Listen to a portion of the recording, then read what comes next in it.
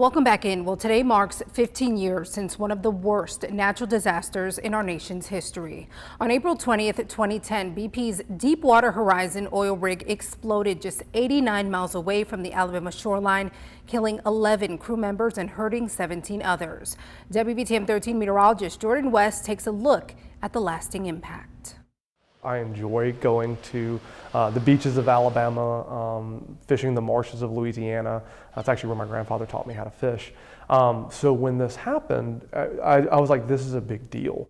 On the night of April 20th, 2010, an explosion rocked the Deepwater Horizon oil rig off the coast of Louisiana. Dr. Ben Meadows, an assistant professor of economics at the University of Alabama in Birmingham, remembers it well. There was a loss of life, right? This was a kind of a chaotic event that happened. Seconds after the explosion, gallons of oil began gushing into the Gulf, like a tsunami after an earthquake. It took us almost 3 months to get it finally patched up or blocked, right? That was all we were doing there, was literally trying to just get the well to stop emitting oil because the breakage was so far under the sea. And tourism along the Gulf Coast suffered. It's a family that's not spending their money at the grocery store at the beach. It's a family that is not eating at local restaurants that year, and then for subsequent years as folks are still concerned about oil impacts. But that's not all. Another bucket is standard kind of commercial fishing. Louisiana is well known for its shrimp and oyster populations, as is Mississippi and Alabama,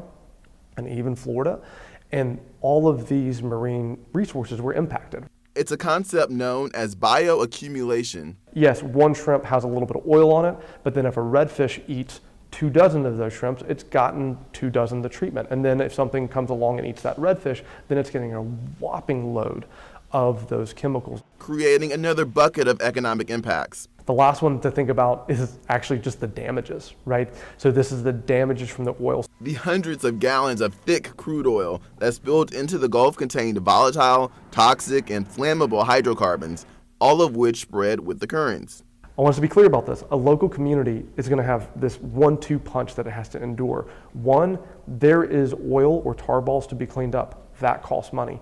Then there are no folks coming because they're concerned about that. That's averted tourism. So when you put these together, right, a local community is swallowing a lot of costs. The settlement ended up being the largest environmental disaster settlement in the United States. You don't really know the value until it's being yanked away. And that's what I think the BP oil spill taught us. How important are our Gulf beaches?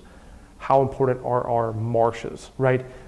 When the BP oil spill kind of went through all of these, I think it was just this big reminder of the value of these ecosystems and, again, the economy that surrounds them.